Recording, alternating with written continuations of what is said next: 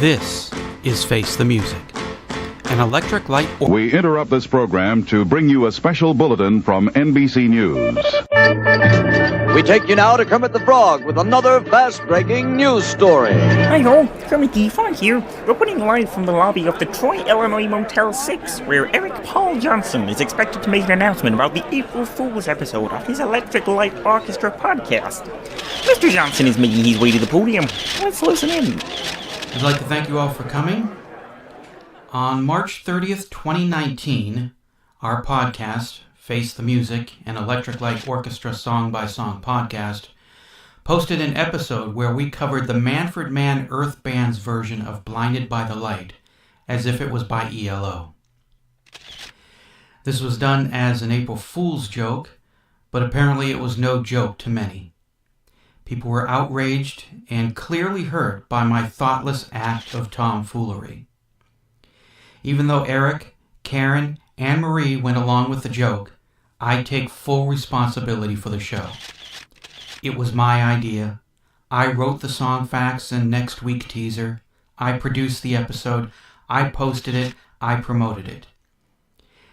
The outrage this episode caused is fully on me, and I would like to apologize to the people who were hurt by my insensitive actions just to go for a laugh.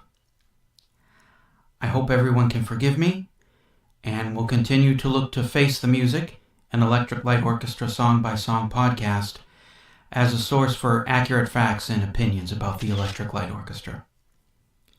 Thank you. Wow. A rare apology from Mr. Johnson as he walks away from the podium. Perhaps he's maturing. Maybe being a parent to Madeline combined with turning 50 in a couple of weeks has turned him into a fully formed... Wait! He's making a dash back to the podium! No, I'm full of crap. I don't mean any of that. Grow a pair, you pussies! It was an April Fool's prank! Fool me once. Shame on you. It fooled me, we can't get fooled again. What kind of fool am I? I fooled you. You wouldn't fool me, would you? You stupid idiot, she tricked you! I'm not your ordinary everyday fool, okay? Everybody plays a fool. Fool me once, shame on you.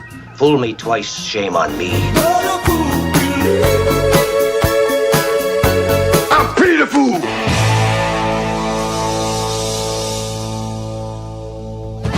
April Fool!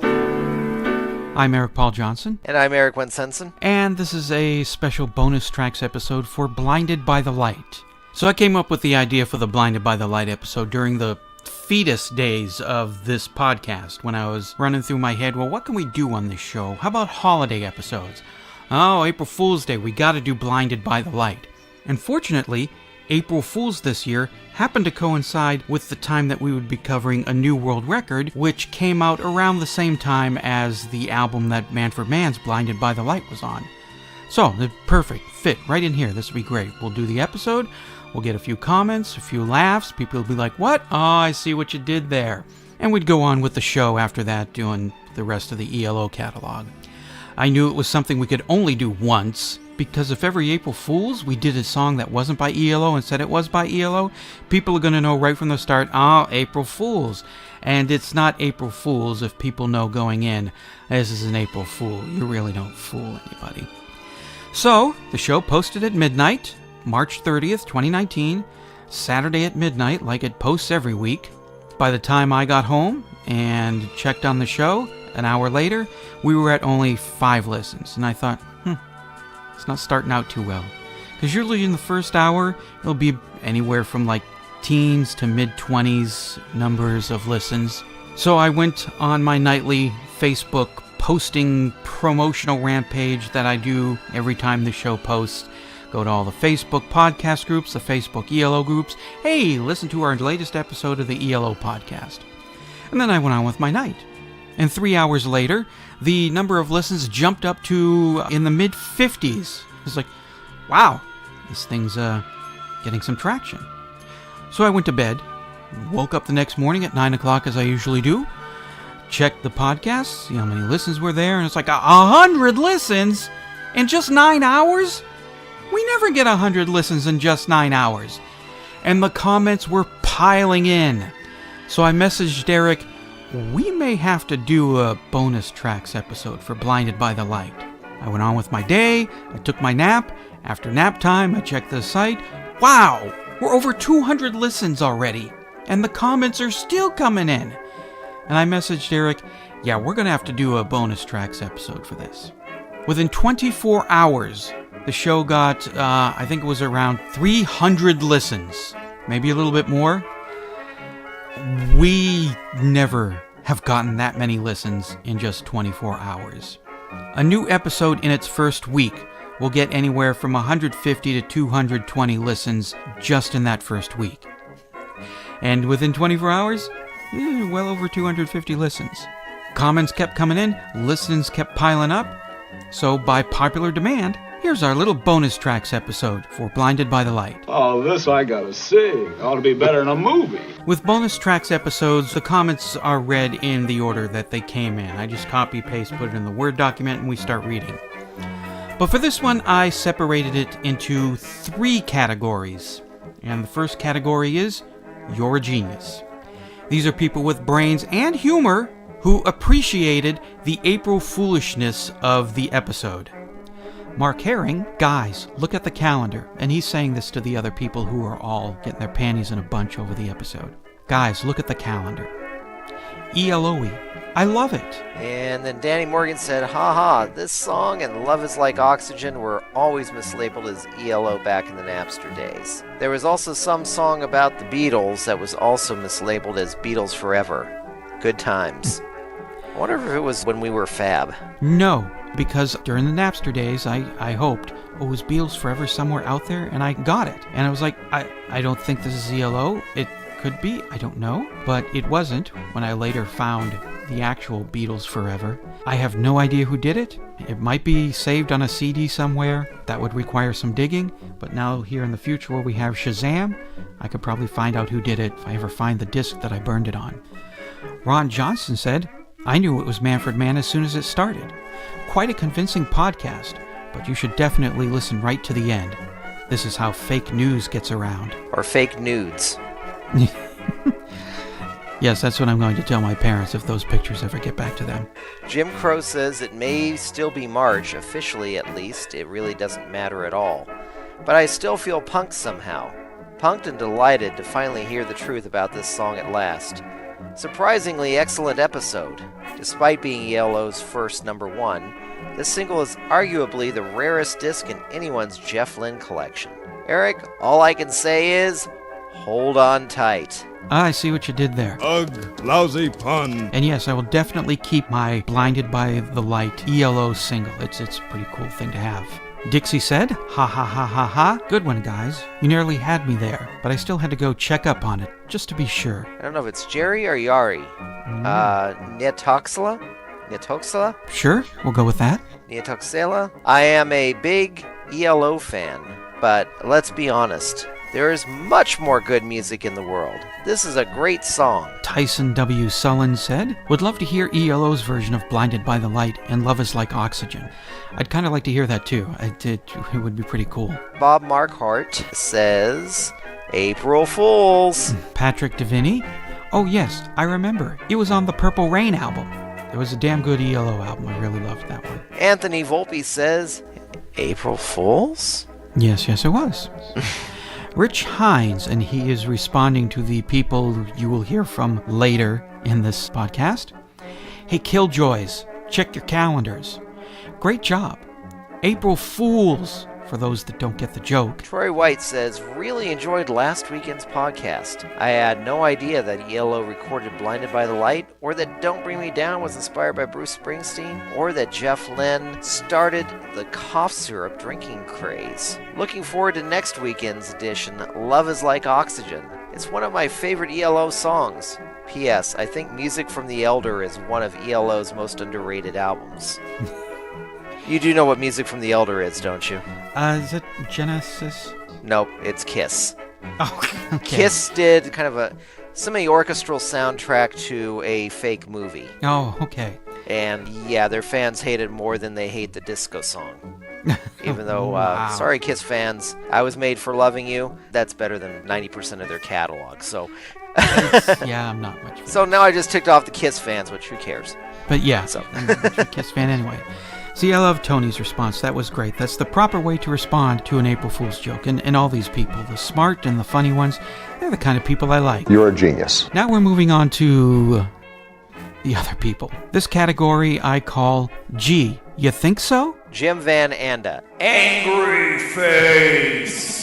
That song was not done by ELO. The one they play in the clip was done by Manfred Mann Group in 1976 album The Roaring Silence. Tassie Big. Amazing, I first thought. A song I never heard of, but no. From the masterful album The Roaring Silence. It's Manfred Mann's Earth Band's intoxicating Blinded by the Light. How could you get this wrong? In the Napster day, this song was often charted as ELO. Uh-huh. Hey, I promised I was going to be nice for this. I promised I was going to be nice, and I will continue being nice. I'm going to wait until the end. Michelle Candida. Yes, the version in the podcast is by Manfred Mann, Earth's Band. Phil Andrews. I've never heard of this cover and can't locate it anywhere to listen. Is it the Manfred Mann song? And David Tonigan says, what are these guys talking about? It's clearly Manfred Mann. Tim Monty.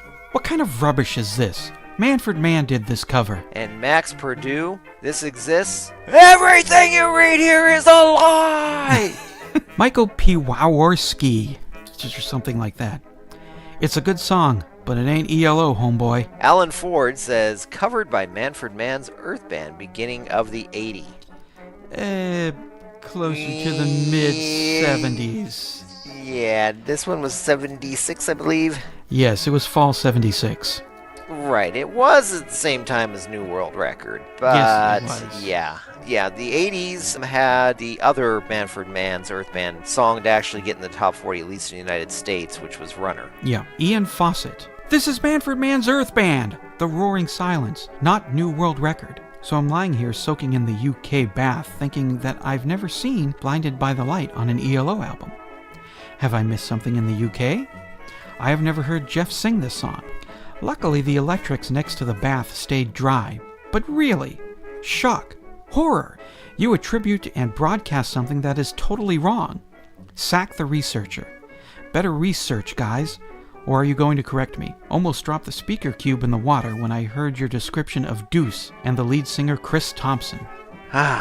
Sounds like somebody almost did a deuce in the tub. I think so.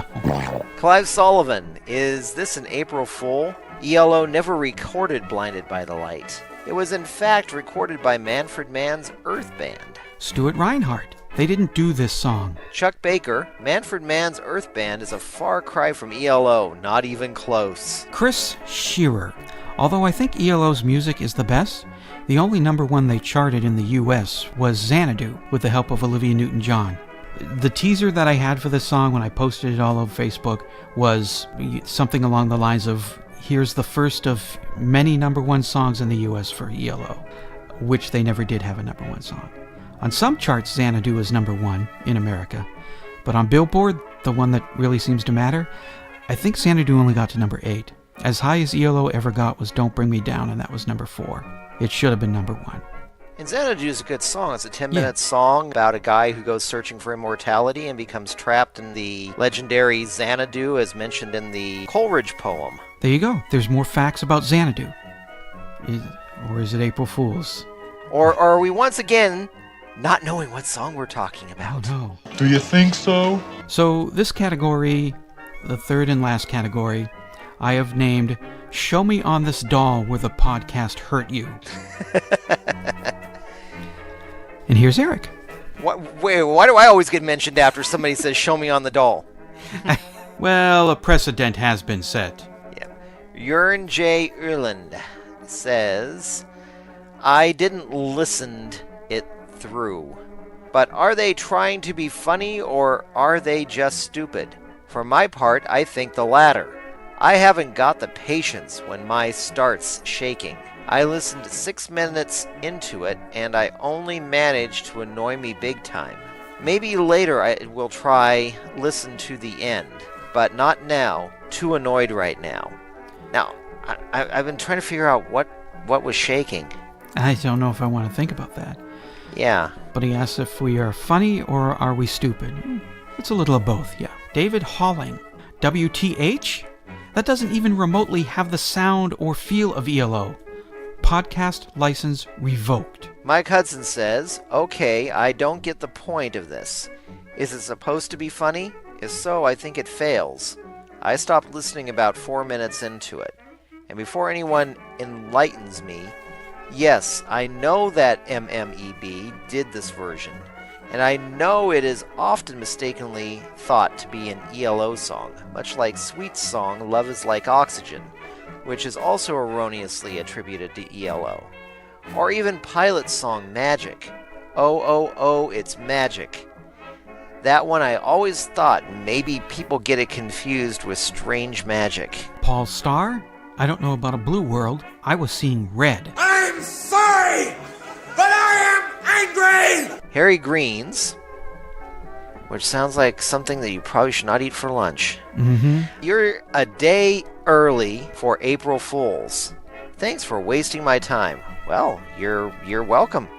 That's what we're here for, and glad we could oblige. Yes, and I'm sure in that 12 minutes and 40 seconds that you spent listening to the show, you could have cured cancer. You're just one digit away from finding the equation in the chemical compound to create a pill that would cure every kind of cancer. Oh, but it was time for the podcast.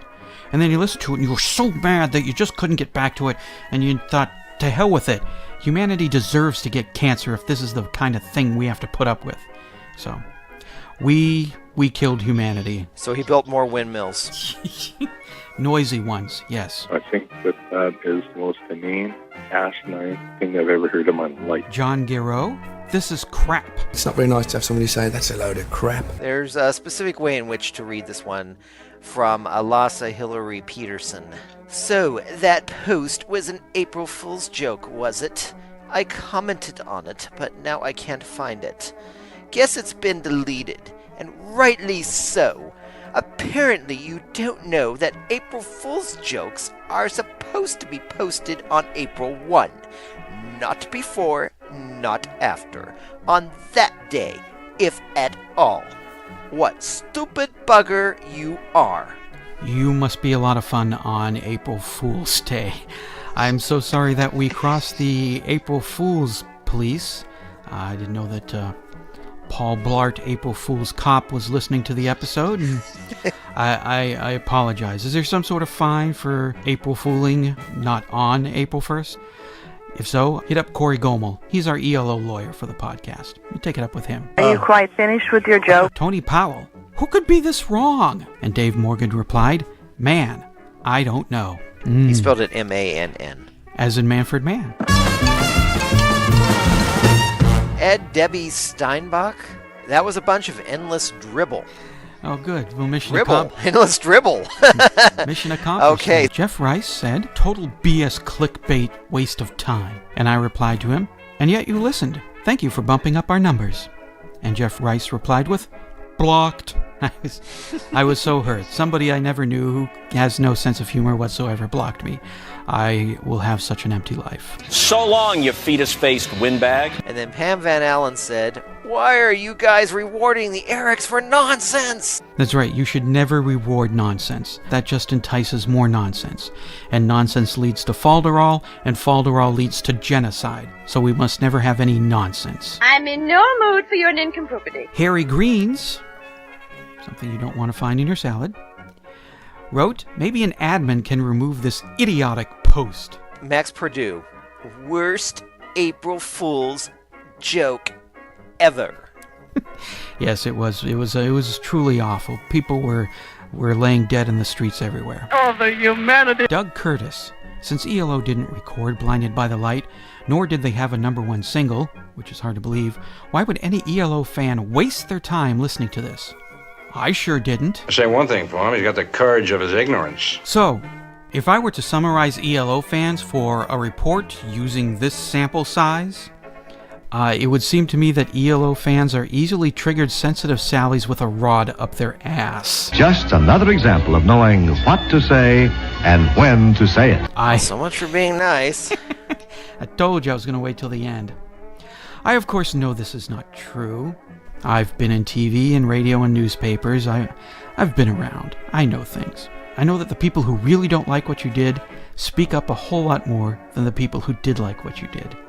So I know the ELO fans aren't the sensitive Sallies that we're seeing here, especially in those last few replies. It reminded me of an April Fool's joke that happened last year. There is a yogurt company in Iceland called Siggy's, and their April Fool's joke last year was Hakarl yogurt. Hakarl is fermented Greenland shark. Yeah. Because Greenland shark has so much uric acid in it, to be able to eat it, you have to bury it for a while, then hang it out to dry for about 6 to 8 months. And then you got kind of like a ammonia fishy flavored cheesy type thing that you can eat. This just keeps sounding better and better to eat. Exactly. Which, of course, Icelanders had to eat that at one point because, well, Iceland doesn't have a large amount of native life. Mm-hmm. So, instead of laughing at, haha, stinky shark meat yogurt, everybody went, oh my god, you're talking about killing sharks! I can't believe I'm never going to eat your yogurt again because you're insensitive to sharks. Keep in mind, Greenland sharks are not endangered, and when they do eat this, they eat the whole freaking shark. It's not like they chop a fin off and throw it back in the ocean to die. Now, I'm not going to say that we made the greatest April Fool's episode ever of anything. I thought it was amusing. I thought it was a lot funnier than it was going to be.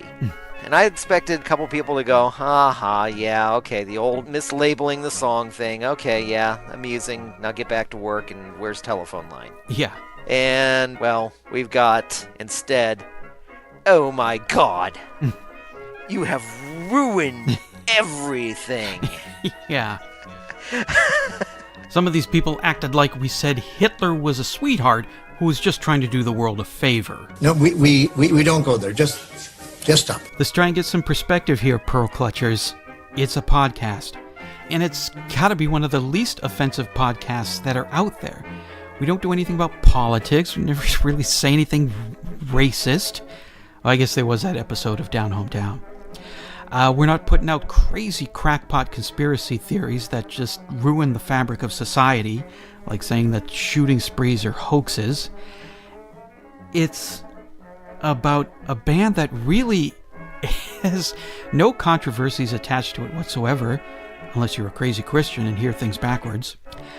None of their songs have anything to really get upset about, and it was an April Fool's joke, and it wasn't even one that hurt anybody. Did anybody get their limbs blown off? Were any baby brains eaten? Were any puppies kicked? Did anybody die? It was just a joke about a song. Lighten the fuck up. It's not that big a deal. And if you did get your panties in a bunch and you're all just swearing, oh god, you noodle monger, house tickle fifer, how could they? You know, if you give at least $1 an episode at our Patreon site, $4 a month, your tantrum would have been limited, because the same day that the Blinded by the Light episode went out to the world was also when you got the early access a week early to Telephone Line. So while you're throwing your tantrum about Blinded by the Light, a few hours later you could have been, back to the normal podcast, and here's Telephone Line. This was nice. To save yourself frustration for our next April Fool's joke, just to go to our Patreon site. $4 a month, at least, and you get the shows a week in advance of everybody else. If you donate to the podcast through our Patreon site, patreon.com/ELOpod, you can get bumper stickers, produce an episode, or for just $1 per episode, $4 a month, you can hear shows a week before they're released to the world. Or skip all that and just hand it over directly through PayPal using the email address eloftmpodcast@gmail.com.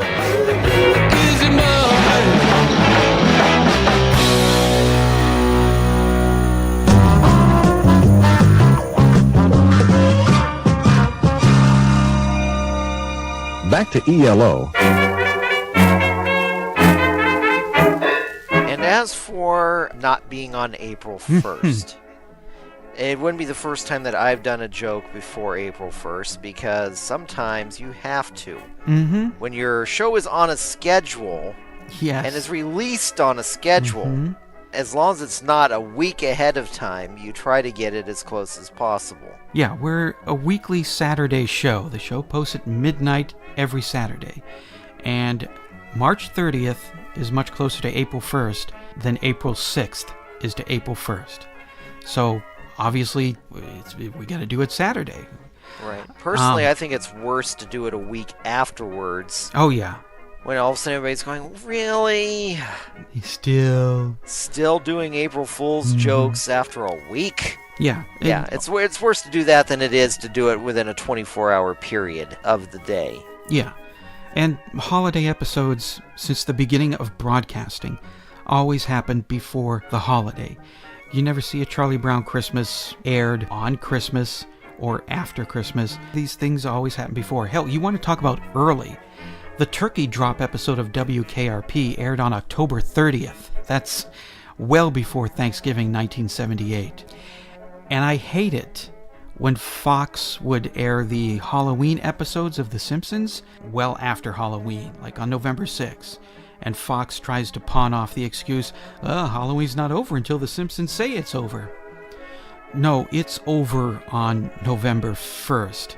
Right. By November 6th, all the candy's eaten, the rotted pumpkins are gone, people are well into Christmas time.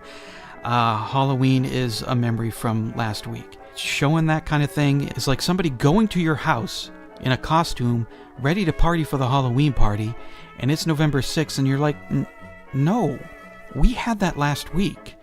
We're kind of doing other things. She's still dressed like a naughty nurse, though. That's it's personal time. That's something else. Okay. So, yeah. You're a really weird man. The 30th would have been the best day to do this. If we did this on April 1st, people right away would have said, oh, April Fools. But the best way to do a prank is one that you don't see coming.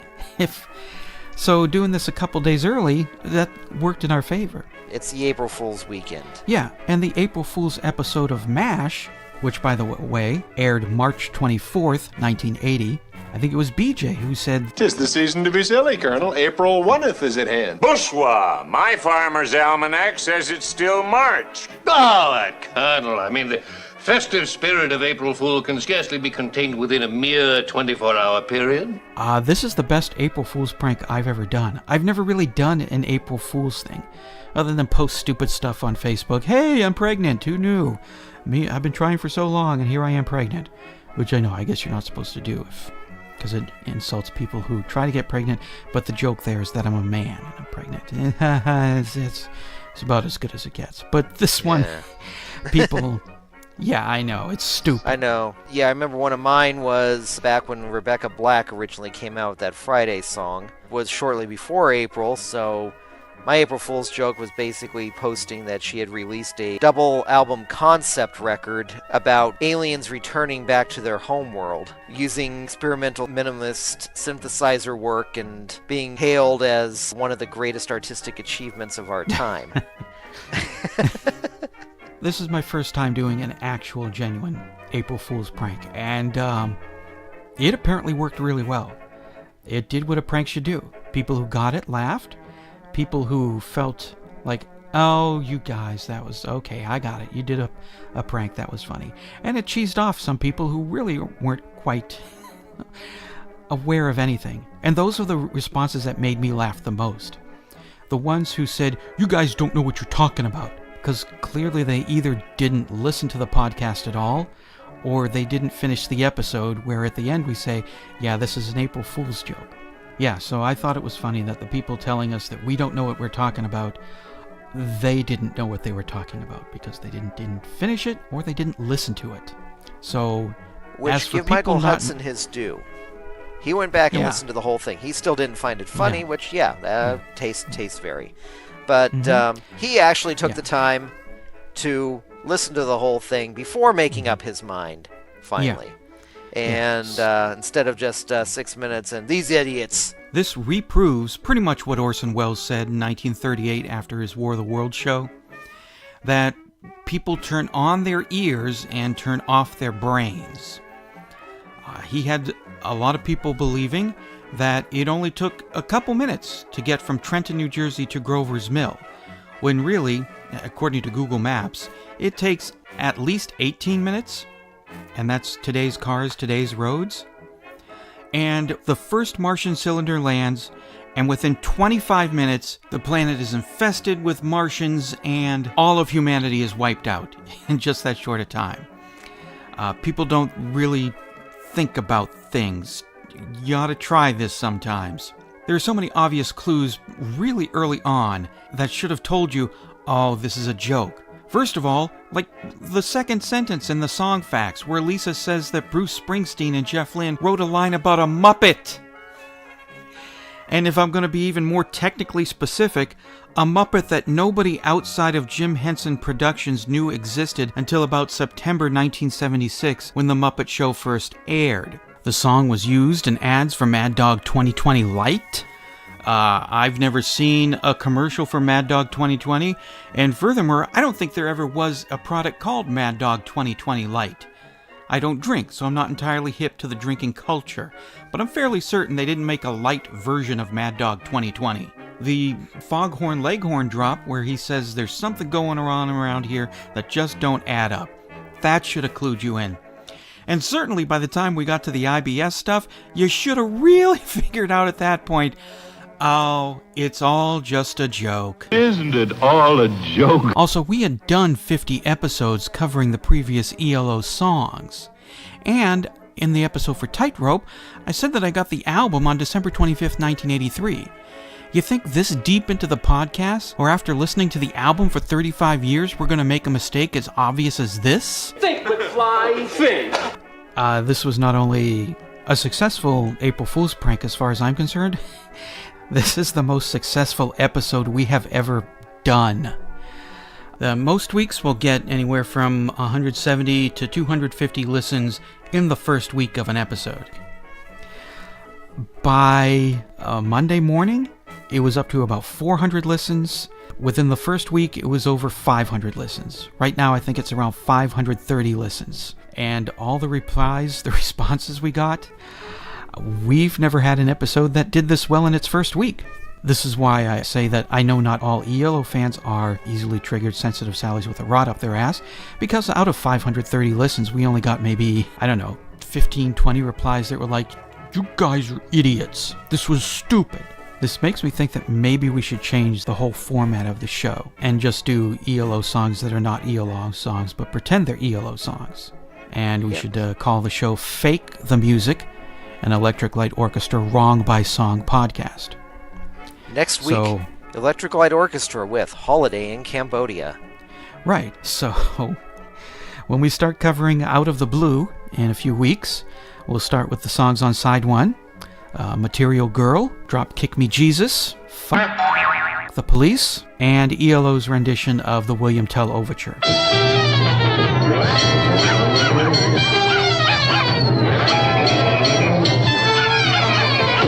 I hate to say it, but that sounds a lot more interesting than a good portion of what's on Out of the Blue. You see, Eric Winsensen's already starting in. Take it up with him. Winsensen, remember you get the right Eric. Aw, shut up, you dumb jerk face. Alright, I think we've done enough damage here for today. New episode on Friday. With an actual ELO song. I'm gonna be offended. I'm gonna be offended. I'm